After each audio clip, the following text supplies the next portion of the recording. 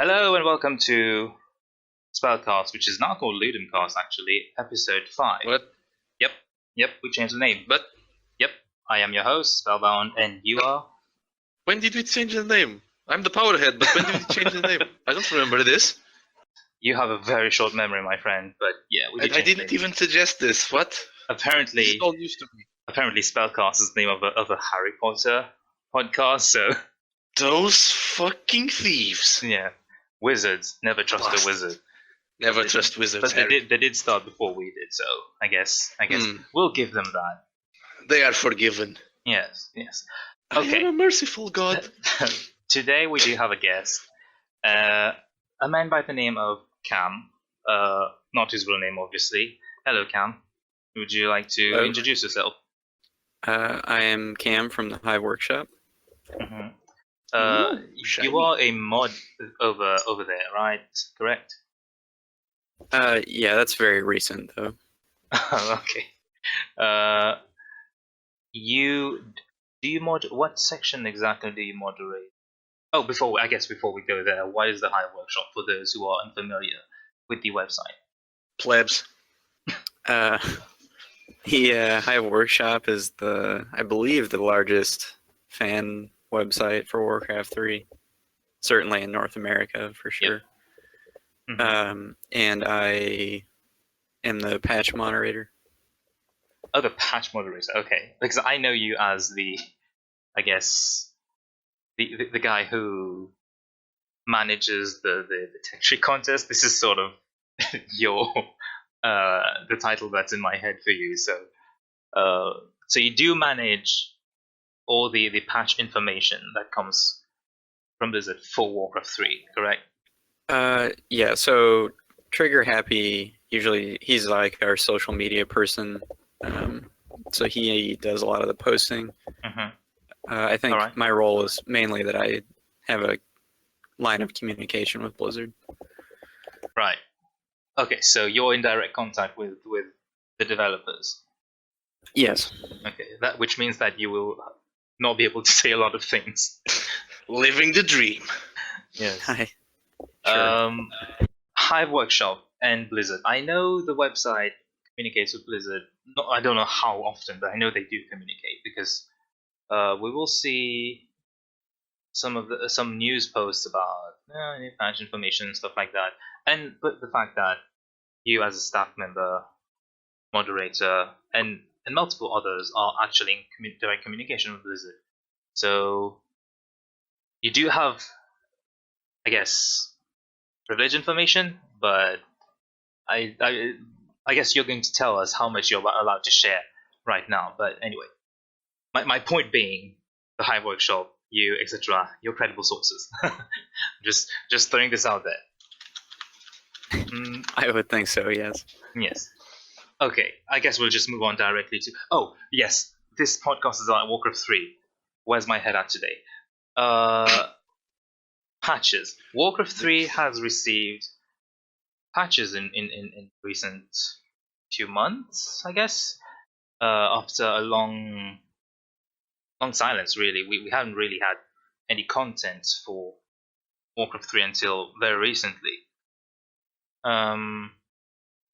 Now we've seen with StarCraft 1 that they're receiving like an HD remake, and basically even Diablo 2 is getting attention. So basically Diablo is sort of reviving all their classic games, which includes Warcraft 3.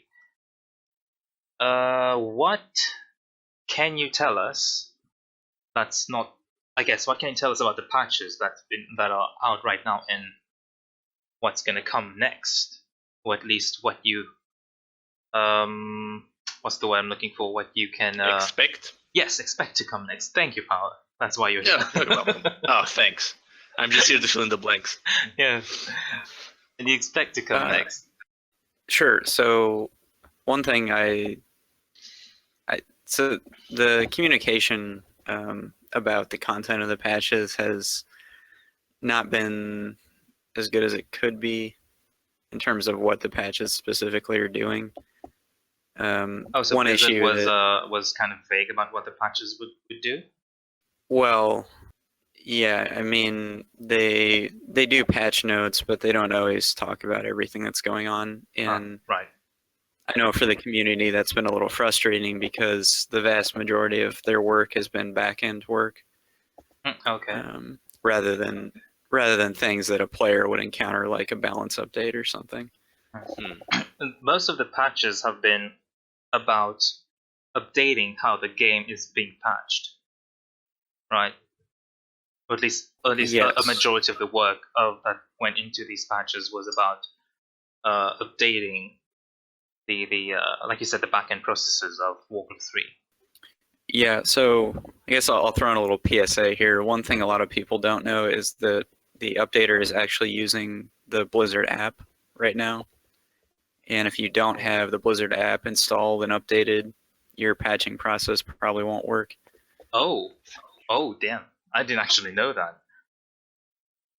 So okay, so if you don't have the Blizzard app, does that actually mean? Does that actually mean we'll that? be able to use the Blizzard app to install and play No. the classic games? Well, right now it's just using the Blizzard app. There's no integration other than that. All right. But like, does that tease that in the future we might be able to have that? In like Blizzard app, you could launch the game directly from there. I think so. Again, if you watch what's going on with StarCraft 1 in the coming months, you'll have an idea. Okay, well that's actually really cool. I still to this day edit and make maps for Warcraft 3. Mostly just I try to make systems, but that's actually really good news for me.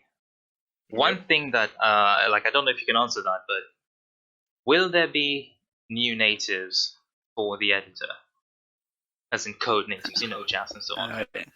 Yes, you've been quite. Yes. I'm merely repeating this question because this is being recorded.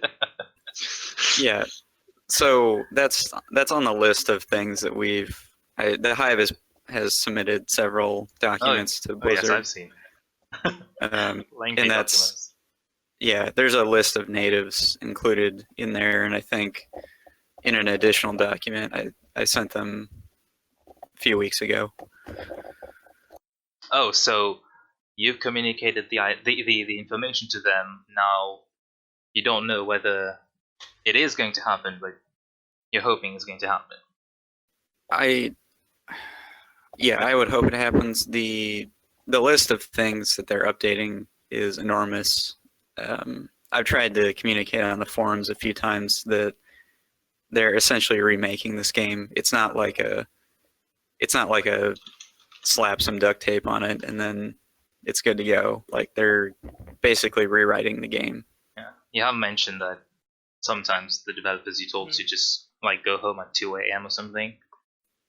Yeah, I mean in one of our Discord channels, we have nearly daily contact with one of the head programmers that's working on it, and so I can kind of see when he's working, basically. Okay, so the evidence is there that they're working very hard on the updates. Yes, definitely. Yeah, although really... right now the majority of the Classic division is still working on StarCraft 1. Yeah. Ah, right. Yeah. But damn, I find it really interesting how Blizzard, still after all these years, has a team working on these games. That's actually amazing. Yeah, that's true. Most developers don't do that. Yeah, I mean, come on, it's what? How old is Warcraft 3 right now? Over 10 years old. It's over 10 years old, more than 15, something like that, right? Yeah, it's 15. Yeah, it's 15 years old, and they still have a team working on it. That's amazing. Well, so they didn't have a team. They didn't have anybody working on it for, I think, 6 years. But within the age of remaster now, yeah. Yeah, the Classic division was really new. When I originally started talking to them, they had only been online for maybe maybe a year, probably less than a year. Yeah. All right. Okay, so That's pretty amazing. about. Do you know if there's going to be or if you're allowed to say if there's going to be a public test realm or not?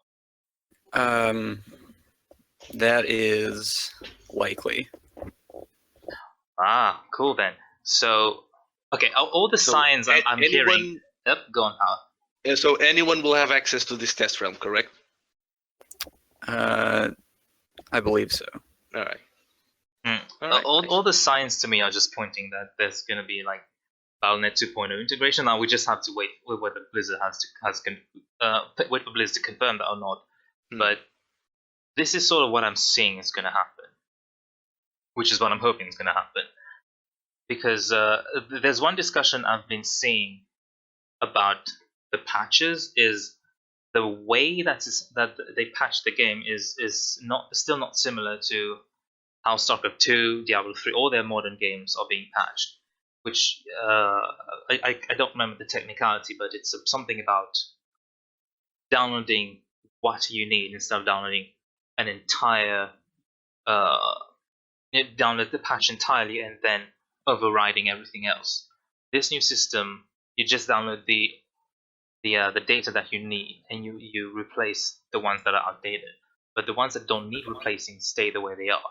And if there is a Battle.net 2.0 integration, I feel that this is where they would be going, because all the games on there use the system. So I mean, this is just something I'd put out there. Can you confirm or deny that, or be about I don't know? Sure, that's the direction.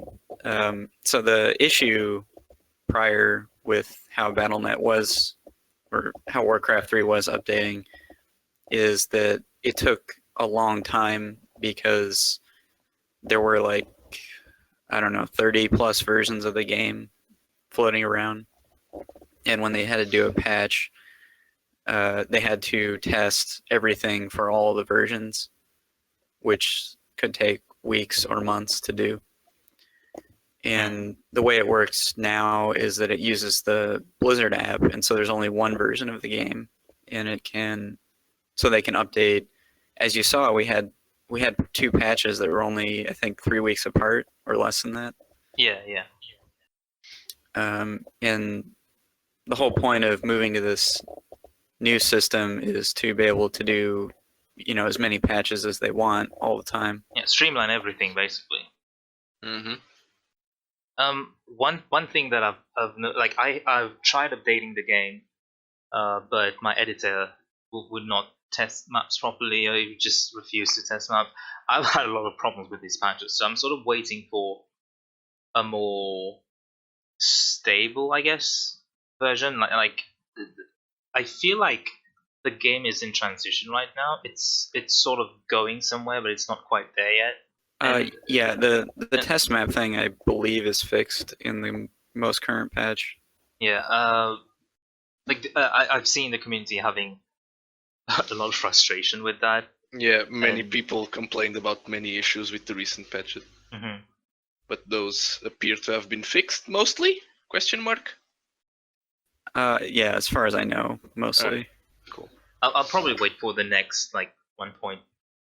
What is it? 1.28.2, I guess, or maybe 1.29. But I'll probably wait for the next one before trying again. There's the hoping that it starts stabilizing. I'm seeing those third-party tools like Sharpcraft and stuff like that, and I want to use them, but I don't know if I'm just misremembering something. But programs like NewGen, Just NewGen, JNGP, or Sharpcraft, I think NewGen is actually waiting for a more stable version of Warcraft, a more stable patch to start updating. Because right now, with the way things are changing, it's just a waste of time, I guess, for them. So yeah. Yeah. So I used NewGen forever. Mm-hmm. Same. Like as long as I can remember. However, I switched over to Wex now. World Editor Extended. Yeah. I want to switch over to Wex too, but yeah. Go on. Yeah, it works fine with the current patch. My understanding is that New Gen has basically been abandoned, although I know that I think Moyak is still going to maintain it. I'm not really sure about its future, but Yeah. It's mostly alive on blizzardmodding.com, isn't it? I don't think it's not updating on it's not being updated on the Hive anymore. well, no, I mean the original authors are mostly gone, and Wax is like the natural conclusion or natural extension of it. It's sort of the spiritual successor to not necessarily spiritual, just a successor to the new fan, I guess, expanded editor. Yes. Oh yeah.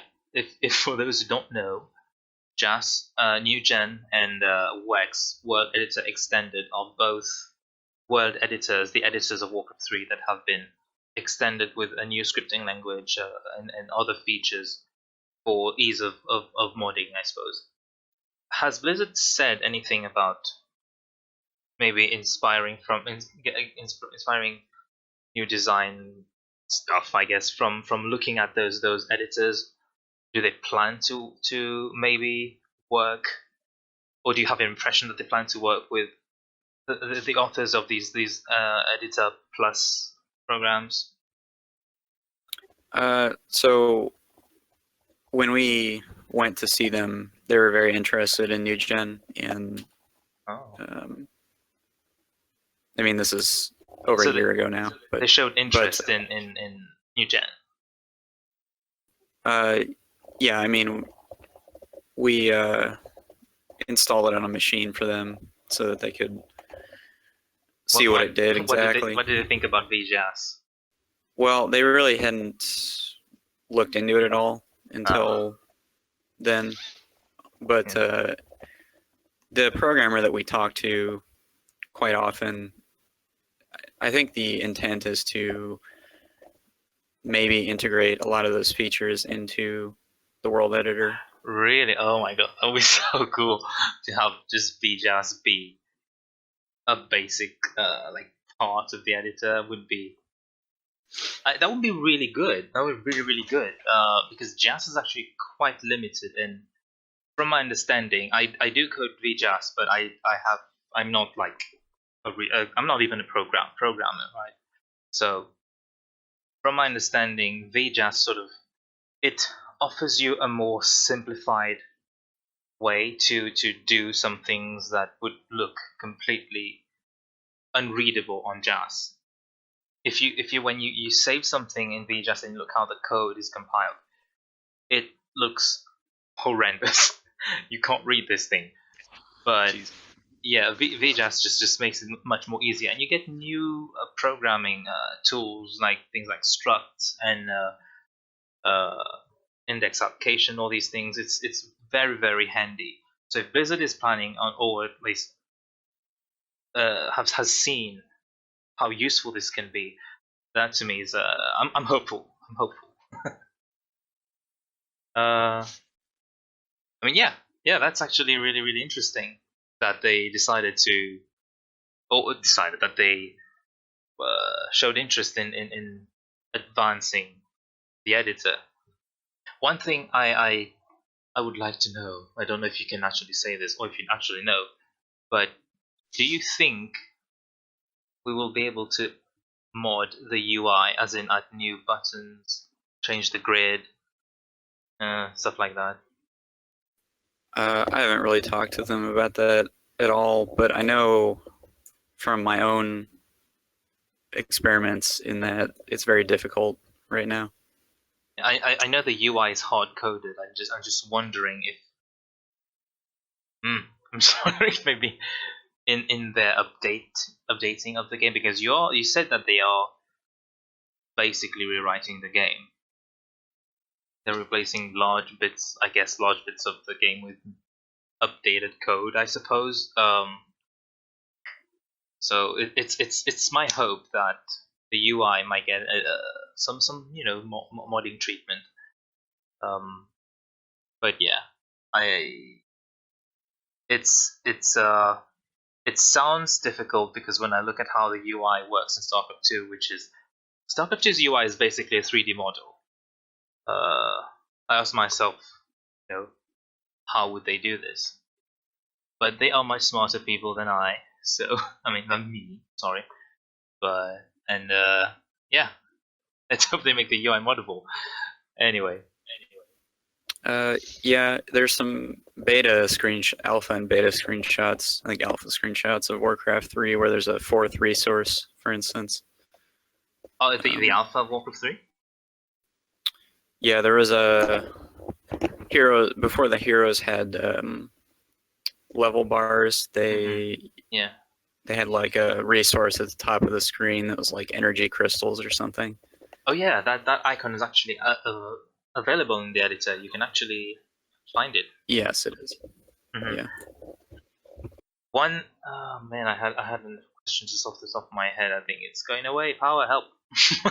Oh, what? I was going to ask a question, I forgot. Oh man, if it comes to me later, I'll ask again. But I suppose yes. Welcome to my mind. Oh man, I love this. This podcast is great. Top quality here. Yes. Oh yes, of course. Quality is 5 stars. Kidding me? This is the best. We're the best at our jobs. Yes. I mean. Okay, we're the best at our hobby. There we go. Even better. There we go. I was about to say something like that. There we go. Thank you, pal.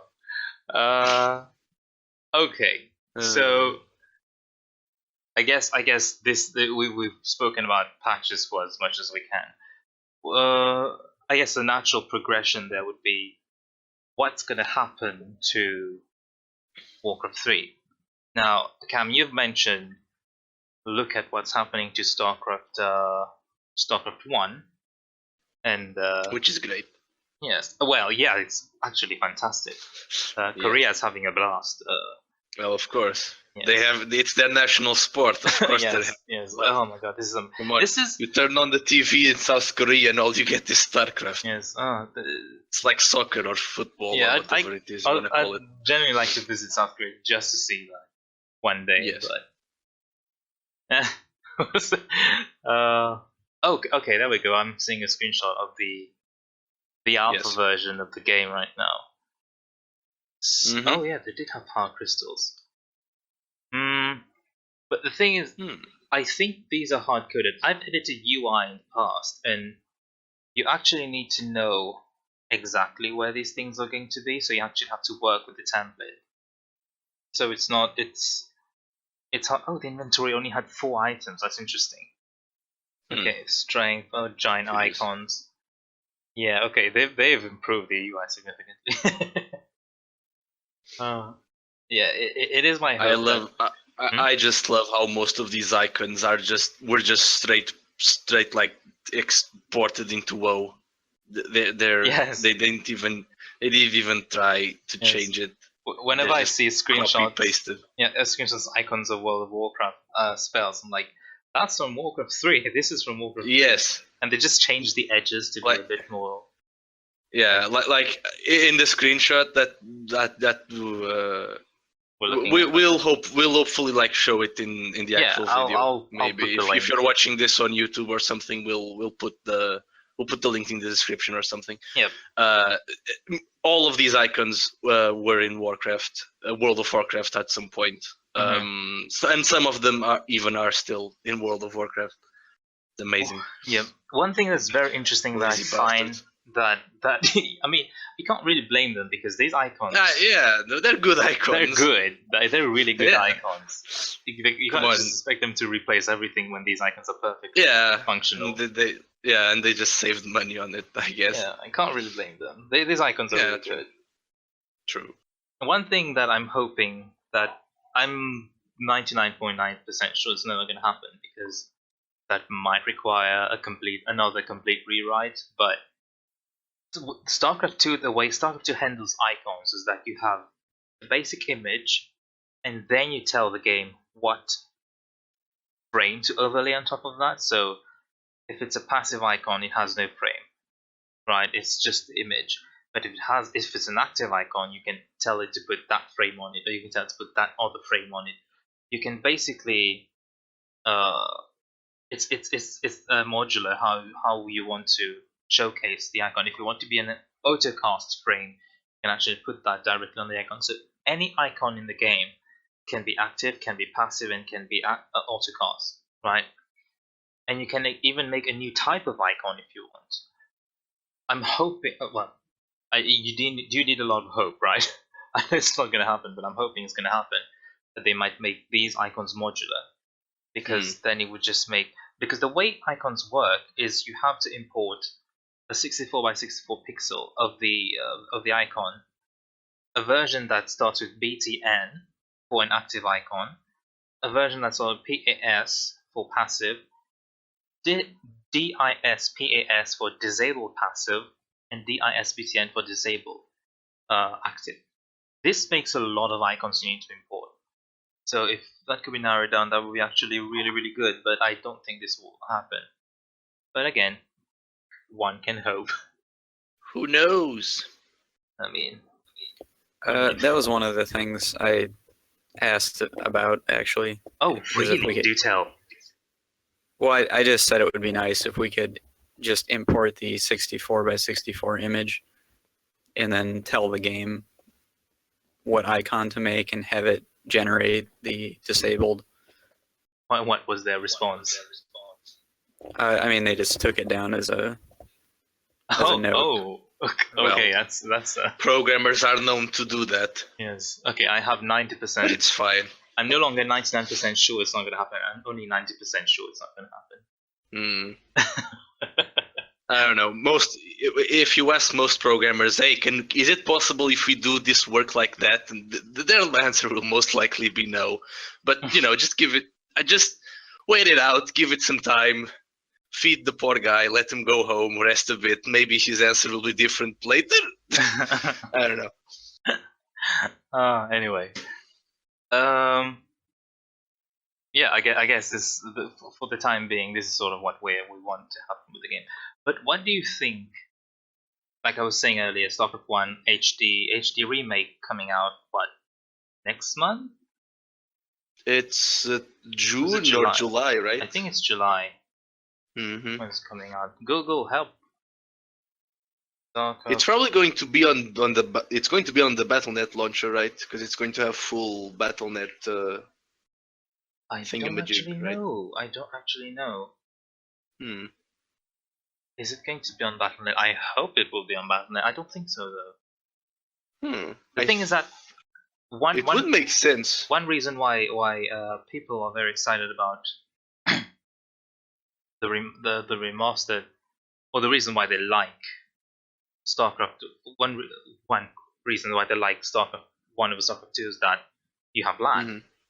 Now I don't know if having, I guess it's sort of a weird thing to say, but I don't know if LAN is guaranteed if it stays on the BattleNet, on the Blizzard app. Do you know anything about that, account? Not that I can say. All right. That's fair. Yeah. That's fair. Well, but it would be. I hope one day they actually add, even if they don't do HD remakes of all of their classic games. I hope that they add like the same functionality as World of Warcraft and Overwatch and StarCraft 2 and all that has. Just they're all there in your library, and you click it, and you click and install, and that's it. Would make things a lot easier. I prefer having my games all organized in one spot. So yeah, same. I feel the same way. Having everything. This is why I like the idea of the Blizzard app integration. Yes, BattleNet 2.0 client integration. I like the idea because it's just neat. Everything's there, and this. I don't know if this is like marketing genius, but this might make me buy Destiny 2. I don't know. Yeah, exactly. And Destiny 2 is going on the Blizzard app as well. Yes. So it might actually make me buy the StarCraft Remastered as well if it's on there. It's like if they're going to add games that weren't developed by Blizzard, well, they were distributed by Activision, and Activision is part of Blizzard and all that. They're merged or something like that. Yeah, they have merged, yeah. So if they're going to add games that they didn't develop on the Blizzard app, they could just add their classic games on there as well. Well, and I hope they do that. I like having everything neatly organized. Yes, as long as it doesn't compromise LAN. We'll see. Yeah, exactly. So, to that effect, I don't know if I can actually ask that question. Do you think Warcraft 3 is going to get an HD treatment? I think so, but I'm just a plebe. I don't know. Oh, so okay, so you actually have not shared that information. It is very likely. Okay, if they're going to do it with StarCraft, they're probably also going to do it with Warcraft 3. Although StarCraft does make them more money than Warcraft 3 at this point, but I don't know. Would be nice. Okay, I'm a bit sort of on the fence on the issue. I think on one end they might make one just because it's a new flurry of sales, right? If they make a Warcraft 3 HD, people are going to buy it. That's true. Yeah. Although that really depends, because like, the communities for StarCraft and Warcraft 3 are very different. One would imagine, because I don't know if. It's like the whole. It's like, remember when Skyrim. Remember when Skyrim Remastered was launched? Sideshows, yeah, go on. Skyrim there's still like a ton of mods that aren't compatible with that version, and many people prefer to play the vanilla version of Skyrim because of that. So Warcraft 3 nowadays, the community for it revolves around the custom maps and all that, right? So if people are not able to quickly or at least easily port the custom maps that they're used to, it wouldn't really make sense to remaster Warcraft 3, because remastering Warcraft 3 would be just for people who haven't played it then, because if you have Warcraft 3 and if you can't port over your maps easily, then there's no point in actually getting it. Okay, the logic behind the StarCraft 1 remaster is, I think you can play LAN or multiplayer Battle.net, whatever. StarCraft 1 and StarCraft 1 Remaster, you can actually play. One player is playing StarCraft 1 and one player is playing StarCraft Remaster. You can actually. Are you sure about that? I think they said something to that effect. I don't know. Sorry, it's not fragmented. What do you mean? Well, the concern was that people who have the HD can't play with. Yeah. No, it's all the same. Yeah. So. All right. This is. I think they might make an HD Warcraft 3 because they are actually updating the current Warcraft 3. Right. If they make the code as similar as possible, or at least as compatible with one another, they might be able to make a situation where Warcraft 3 owners will be able to play with Warcraft 3 HD. Yeah. All right. So the updates to me sort of make sense when it comes to an HD version. Now, on the other hand, and on the sales too, if they make an HD, they're going to sell new copies. So that's actually business for the business model. It's actually good. On the other hand, I don't think they were going to make an HD remake, because Warcraft 3 it's not StarCraft 1. StarCraft 1 is a very, very old game. Even if Warcraft 3 is 15 years old, it's actually held up quite impressively, I'd say. Well, yes. It's a game that's aged quite well. Technically, people still play Warcraft. Well, not technically. People do actually play Warcraft 3 every day. But I mean, even like, I mean, Dota was born from Warcraft 3, right? Yep. So like, there's and Dota is still a very popular game. Even the original, the entire tower defense genre was popularized by Warcraft 3, and it became like a genre of games that people develop. Yeah, it's still something that held up, even in the. People like to say that RTS is dead and all that, and MOBAs where the money's at and all that. But people still like play. People still play Warcraft 3, or at least something that came from Warcraft 3. So at least like the mechanics are all there, and people still enjoy them. So yeah. Oh yeah, good. So Cam just posted a link about a mod for the Frozen Throne, Warcraft 3 Reborn. If you're familiar with Warcraft 3, you might have seen this mod. Shiny. This looks amazing. Like I'm waiting for this mod to come out. This looks like World of Warcraft in RTS. If you go on we'll post the link in the description. If you go on the latest image, you literally see my question. And the first guy is the Spellbound is right there. You know, interesting. So I really want this mod to come out. Damn. Just look at this looks like StarCraft 2. The quality, they only need like a lighting update. The lighting. Yeah, even like the models look somewhat similar to those of World of Warcraft, and that's good. I think what they did for this one is they took models from Heroes of the Storm and World of Warcraft, but the models they took from World of Warcraft, they actually heavily edited them so that they would look good in an RTS, because the perspective is not the same. Uther just came straight from Heroes of the Storm. Yeah, and Medivh. Yep. And Medivh, and Arthas as well, a bit. Yeah, a lot of models. And this looks great. There is a mod for StarCraft 2 that is trying to remake Warcraft 3. It's called Armies of Azeroth, and I think they're actually collaborating together. These two mods are collaborating together, exchanging models to make things go faster. And if I'm not mistaken, Warcraft 3 Reborn, the one for the Frozen Throne, is made by Russians. I think so. Yeah, I know Armies of Azeroth. Clayman Studio. It's developed by Clayman Studio. I know Armies of Azeroth. Okay, there we go. Russian Federation. I know Armies of Azeroth. For some reason, Russia has a fascination with Warcraft 3. I wish we had that fascination to the extent of Russia. And I guess China too. China also still loves Warcraft 3. Yep. China is the largest market.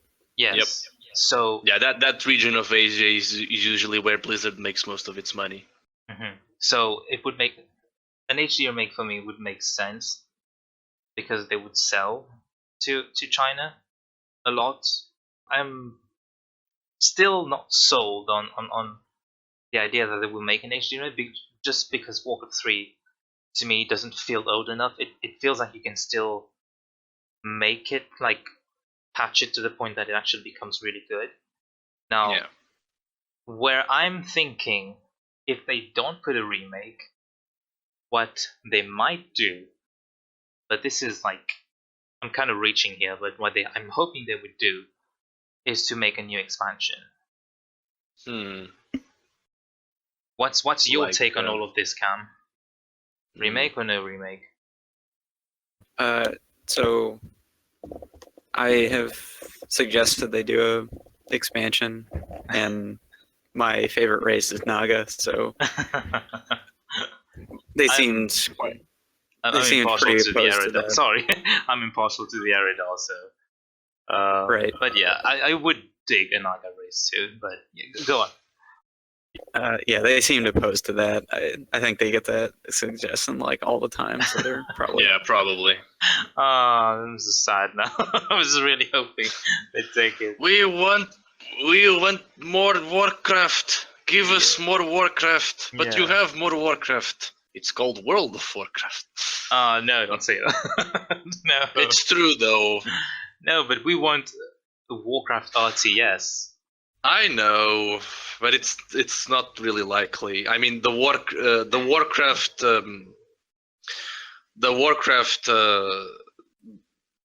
whatever they're working on with Warcraft right now, it's all tied with the MMO. There's really like very little. Okay, speaking of the MMO, many more years do you think this is gonna run for? The MMO. Well, Legion. We know that the current expansion is Legion. It's the sixth. Wait, 1, 2, 3, 4, 5, 6. It's the sixth expansion, and right now they have confirmed that the end game for Legion will go to Argus to defeat Targarus, which is basically the big bad guy in the whole of the Warcraft universe. You're gonna kill Diablo. Yeah, we're technically going to kill Diablo. Okay. However, this does not really mean the end for Warcraft, as it's still possible to, since we have the whole Void Lords now, and the old gods reawakening and all that good stuff. So it's actually possible. So it's actually possible for it to continue from there. Personally, I'm not. Like, I sort of like this idea of, I guess, more. What's the word? More. In your face. Oh shit! He disconnected. God damn it! Internet gone. What do we do? Do we keep talking? Do we wait? I don't know. Do we cut? I think we'll cut. Yes, we'll cut. Panic! Future Spellbound here. We did not, in fact, cut. Back to the show.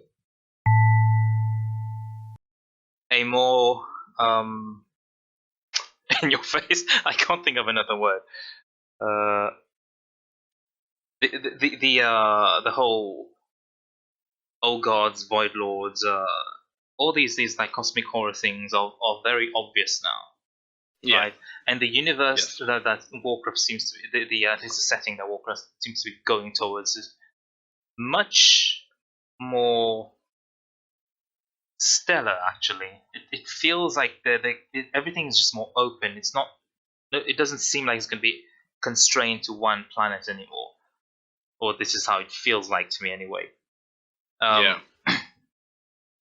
In World of Warcraft, you do go to different planets. Yes, I mean, you did that in Warcraft 2 as well, but it still felt very grounded. Now you have like old gods and void lords and all these things. You are either going to deal with the old gods in Azeroth, or you're going to go into space for the next expansion. Probably. I mean, you're already going into space in this expansion since we're going to Argus. But I don't know. We'll see. This is Legion you're talking about, right? Where you're going to Argus? Yes. Okay. Yeah. Has Blizzard confirmed whether there will be another expansion after that? There most likely will be, probably concerning the Void Lords and the Old Gods. Okay. So because the next sort of topic, not really topic, but Warcraft 4.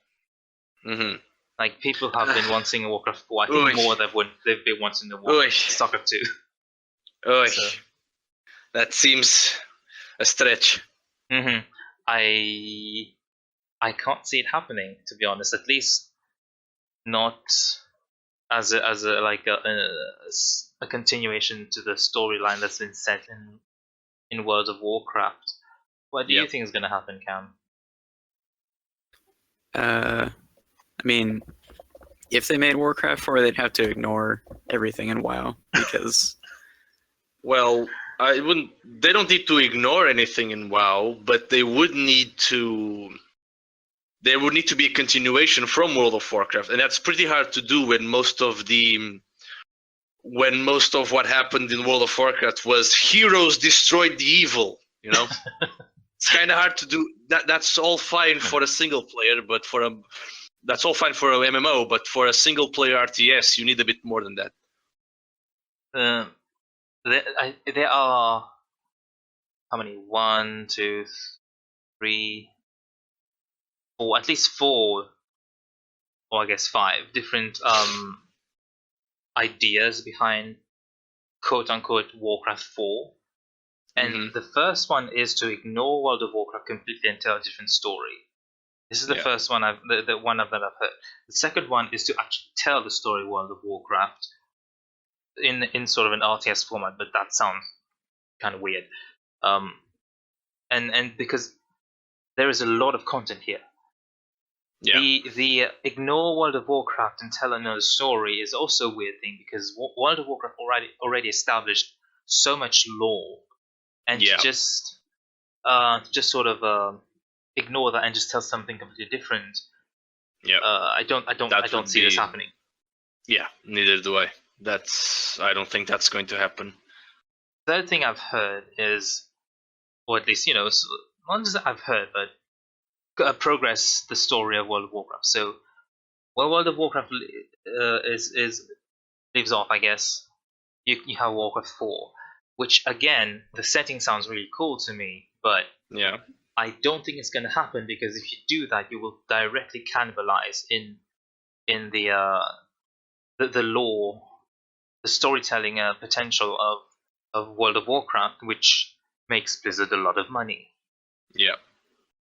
They're going to compromise the story or the potential to tell new stories if they're just going to tell that in an RTS game that's going to make them less money. So again, I don't think it's going to happen. A fourth option is to prequel. Instead of telling the story of what's going to happen, you just literally just go back in time and tell a story back then. So I don't think that's going to happen, though. Like, all of these options sound very, very unlikely. But the prequel that I think that they might have a lot of material to use would be when the Night Elves were actually the Highborn, when Azara was at a peak and so on. Like Naga stories. Pre-Naga stories.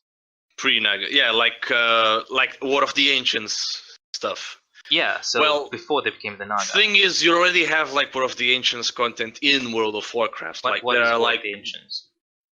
The War of the Ancients is basically when the elves became the Night Elves and the High Elves and the Blood Elves. Well, Blood Elves was after that, but the High Elves became the Blood Elves. Okay, so basically there were the elves, and they lived happily in the middle, in basically what was the middle of the world. There was only one continent, that was Azeroth. So, so the Burning Legion, Sargeras and his Burning Legion wanted to destroy Azeroth, so they made a deal with the Queen of the Night Elves, which was Azara. And she brought forth some demons using the Well of Eternity. Yeah. And a whole bunch of other things happens with dragons and dragon artifacts and Illidan and Malfurion and all that.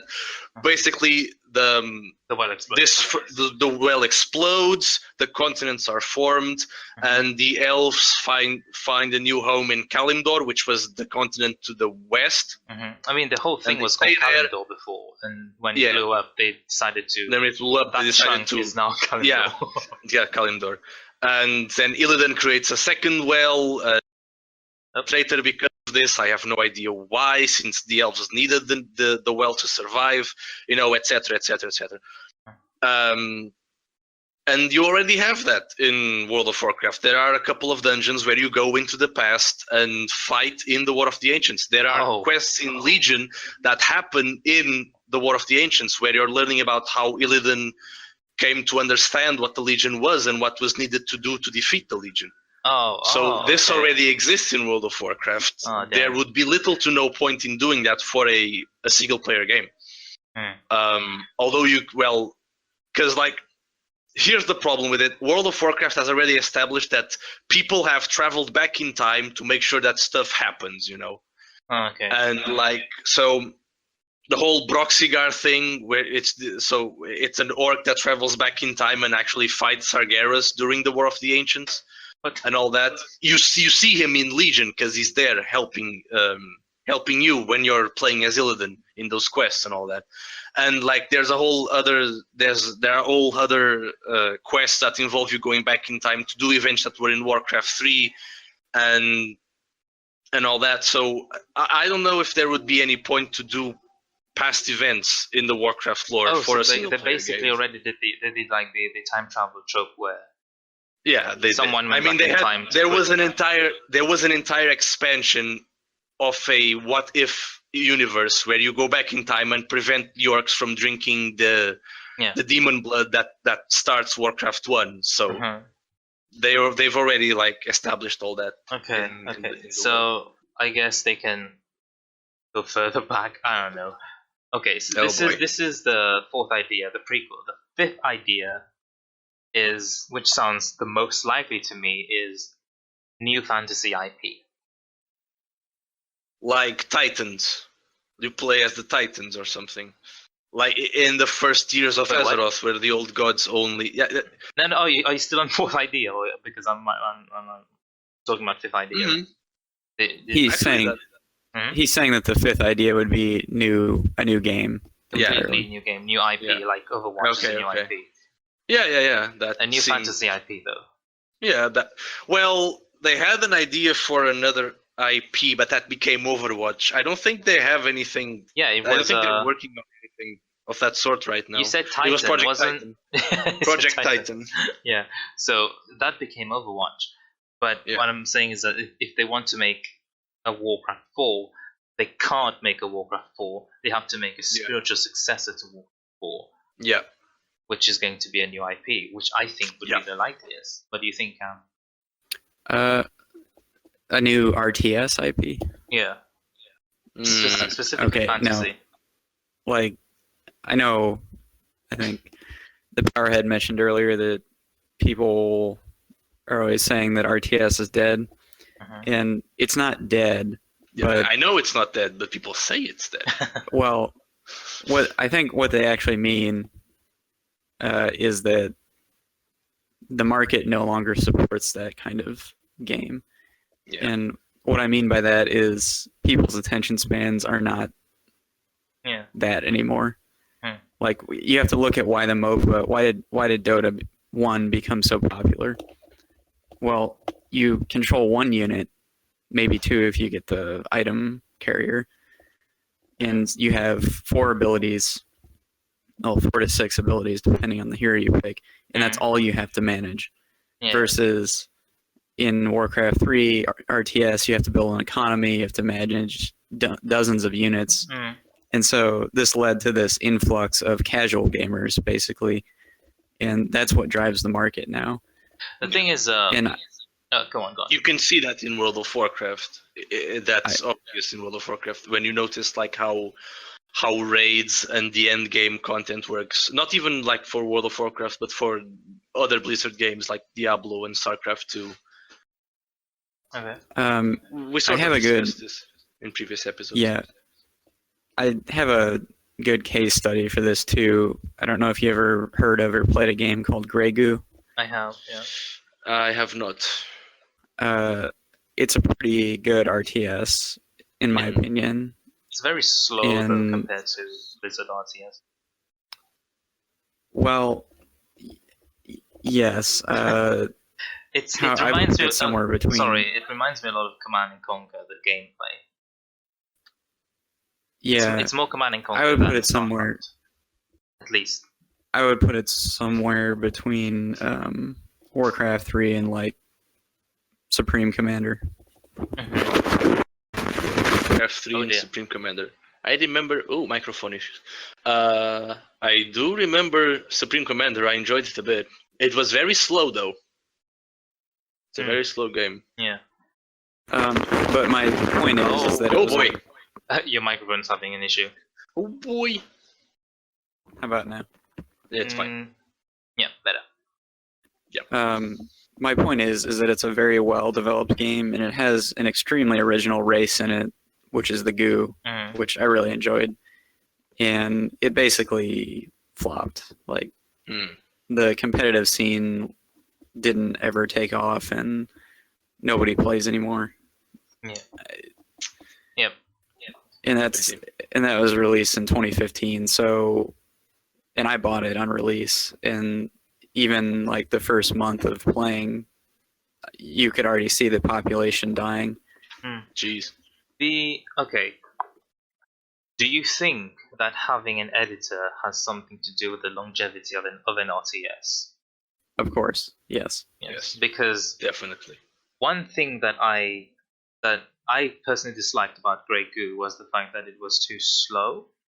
And keep in mind that there may be some RTS mechanics that are central to people actually enjoying it. The Goo are quite a departure from conventional RTS because they're based on mobile, they split apart and they reform and all these things. They're very interesting mechanics wise, but are they actually enjoyable to play? I did not personally find the Goo enjoyable to play. I was more inclined to play as the humans because they. I love the Goo. Like, it's like one thing that I find, at least a lot of people say that. I don't know if that's actually true, but a lot of people say that when they play RTS, especially people who find RTS hard to play, they say that they like to take their time and build their bases and make a nice looking base and then they attack. They make their army they attack. I think this is why StarCraft 2 co-op is so popular, because it's not that you have the time to make a pre-base or whatever. It's you actually you don't have to worry about getting backdoored by the enemy. You don't have to worry about siege tanks dropping in your mineral line, things like that. It's a sort of a controlled environment which allows you to play at least a trained pace. I can play co-op on brutal only because I know when the enemy is going to attack. I know what do I have to do. I know the commanders, the tech tree, how they work. But ask me to play ladder, nope, I cannot do it. So I think it's a bit of that, and also the fact that to me the game felt really slow. If I compare Grey Goo with something like Command and Conquer, it's just Command and Conquer is more fast paced, and it's I just feel it's more fun. But I guess that's just me. But yeah, this seems to me why maybe Grey Goo may have flopped. Future Spellbound again. The reason why I think Command and Conquer is more fun than Grey Goo is because Grey Goo, all the units seem similar. They look similar. The functions seem similar. Whereas there is a distinct contrast when you look at the units in Command and Conquer or StarCraft. Also, while Grey Goo does have an editor, it's nothing to the extent of what you can edit in Warcraft 3 or StarCraft 2. Back to the show. Also, keep in mind, there's one very important aspect of I think of a Warcraft spiritual successor that we're missing out is the fact that it would be developed by Blizzard. Which brings a lot of Blizzard has a massive influence in the gaming industry, especially with RTS, because they're known for titans like StarCraft and Warcraft, right? So if they make an RTS, I think people are more inclined to trust them. That plus the fact that it will most likely come out with an editor, which I think is vital to the survival of the game. And one thing that I'm really, really, really hoping, if they do eventually put out a fantasy RTS, is they learn from their mistakes from StarCraft 2 and make a better game. Mostly in terms of making that editor more usable. StarCraft 2's editor is terrible. very powerful, but it's well, sort of what I think about. I do think it would a Warcraft 4 could work, but they need to see what they did wrong with StarCraft 2 and actually apply them. I'm not sure if it would work though. Yeah, I guess. The thing is, at least coming from a pro gamer, I cannot remember the name. That the reason why the pro scene for StarCraft 2 is I guess failing is because Blizzard takes too long to fix issues. A lack of LAN makes pro games sort of like people are just unwilling to trust. I can't remember all the points they said, but there are a lot of issues with StarCraft 2 that if Blizzard addresses those, they might make a better RTS. Or at least catch these issues before they get out of hand and before the game suffers from it permanently, like StarCraft 2 has. Yeah. Maybe. Yeah. Anything else you'd like to say about a Warcraft successor? Warcraft RTS successor? No? I guess that's a no. No. Well, it's unlikely, but we'll see. I'm hopeful. I'm hopeful. Very, very hopeful this podcast. I'm hopeful. I don't know. We'll have to wait and see. Yeah. I guess this is it then. We have talked, I guess, more than I expected about Warcraft 3. So things are coming. Good things are coming. Hopeful things are coming. The community has reasons to be happy. Yes. Oh, they definitely do. I mean, new editor, updated editor. This is the shit. Excuse my German. Just the shit, man. But yeah.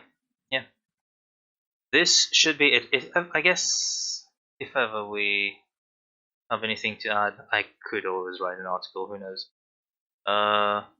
Okay. So to commemorate the name change of SpellCast to Ludumcast, there's one thing that I guess I would like to steal from another podcast. You know who you are. We each figure out one thing that you like and say, people, go do that. For me, I would say go listen to the soundtracks of Heroes of Might and Magic 4 and Might and Magic Heroes 7.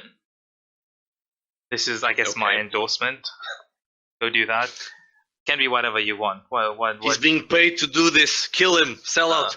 Oh my god, I wish, oh my god, I wish I was a sellout. Fortunately, no one's paying me. I wish I was a sellout. No one's paying me to do this. That's great. The great thing about... I want that on my grave. I wish I was a sellout. That's great, man. Yeah, at least a direction. But the good thing, like, I think Heroes of the OST for Heroes of 4 is actually one of the best in the series. And if you want something that's more sort of waltzy or opera, like if you want to feel like you're in a Van Helsing movie, go listen to the soundtrack for Might and Magic Heroes 7. It's great. It's fantastic. What random thing are you going to endorse? I'm going to endorse Gwent. Go play Gwent. Oh yes, I very much agree. Go play Gwent. I'm playing Gwent right now as we speak. Well, no, I'm making a deck. It's different. Go play Gwent. Go play Gwent. It's a great game. You don't even need to enjoy The Witcher. You just need to like Gwent games. Just Gwent. Just Gwent. There's only Gwent now. It has a great trailer. There is only Gwent. It has a great trailer, and the game's great. I'll have to say, if for some weird reason you didn't get into the closed beta, the game is in open beta right now. It's free. Just register and download it and play it. The game is great. If you are sick of the randomness of most CCGs nowadays, go play Gwent. There's very little RNG in Gwent. There is some. It's a card game, of course, but there's more. It's more about you managing your top decking and your cards in your hand than it is about RNG. So I highly recommend you go do that. Cool. Just go play it. I'm actually going to try and make a quick video on it, share my thoughts about the game and all that. I feel like it's appropriate for our channel. Yeah, certainly. So I'll do that soon. You have also been working on an article for the Elder Scrolls again, right? Yes, if you've seen it, there's part 1, 2, 3, which I want to cover movement, combat, magic, equipment. Yes. This time there are also videos about that. Yes. This time I'm going to tackle crafting systems like enchantment, smithing, even spell making and alchemy. So if you're interested in my thoughts on how I'd like the next Elder Scrolls to handle these things, you will, I guess, follow Ludimism. Go to Ludimism. We have a Facebook, we have a Twitter, we have all these things you can follow. I'll put the links everywhere. Where you're looking for the links. There will be links to the site in the description if you're watching on YouTube. Yes. There will, and I even put a link to the site if you're watching on the site, so you're sure where to find it. And if you're not a fan of reading, maybe there will be a TLDR video. Yeah, possibly. I'm not entirely. I'm not promising this part, but there might be one. Because these articles are very technical, very in depth. I get a bit obsessive with numbers, not necessarily like mathematics, it's just like technicalities mostly. Like for example, I'm explaining something about enchantment, like using the word coefficient. Who uses the word coefficient? I don't know, but that's the kind of stuff you can find. But yeah, new article coming soon. Blizzard soon. TM. We're not sure. Yes, this is a thing that's happening. Cam, what do you endorse? What random stuff will you endorse? I really haven't been playing much lately. It doesn't have to be a game, just anything. Like, I endorse calling your parents more often. That's fine. Eat more kale. Oh my god. That's the most random endorsement I've ever heard in my life. I've heard more random. It's great. I love it. Yes. Okay, what's great? What's so great about kale? Tell me, there's no kale here where I live. Well, iceberg lettuce has basically no nutritional value, and kale is full of nutrients. Well, Top quality content right here. I guess that's a good reason as any. Yeah. It's a fantastic reason. Okay. Well, that's us done, ladies and gentlemen. I guess we will see you whenever we make a new one, because these things are starting to become quite irregular. Yeah. We might make a podcast that's completely unrelated to video games. Yes, we're talking about it. TV shows. Talking about stuff. We will be talking about stuff. I mean, yes, the main idea is TV shows, but knowing us, it might just be stuff like passes. Stuff. I mean, you know what happens when you start talking about something and then you remember something else and all. Yes, the derail train. I mean, come on, we have 2-hour podcasts, so Yes. Oh my god, this is just. It happens. We're really overshooting here. I was thinking we're gonna have a 30-minute discussion about Warcraft 3. I think we're over an hour right now. I'm not sure. Of course we are. We always are. We're not good at math. Yes, coefficient. Yeah, podcast, and if you follow our YouTube channel, then might be something about Terraria that's coming soon. Maybe. We'll see. It's supposed to be a secret, damn it. Editing exists. Okay, that's done, folks. We will see you when we see you. Goodbye. Farewell. Also, bye, Cam. Thank you to Cam for joining us for this episode. That was very gracious of you. The time zones are kind of hectic, so he's in America, we are in EU-ish time zone, so thanks again. Yeah, man. You're welcome. Big bro. What? High five. It's kind of hard to do across the internet, but whatever. Thank you. Goodbye. Goodbye, people.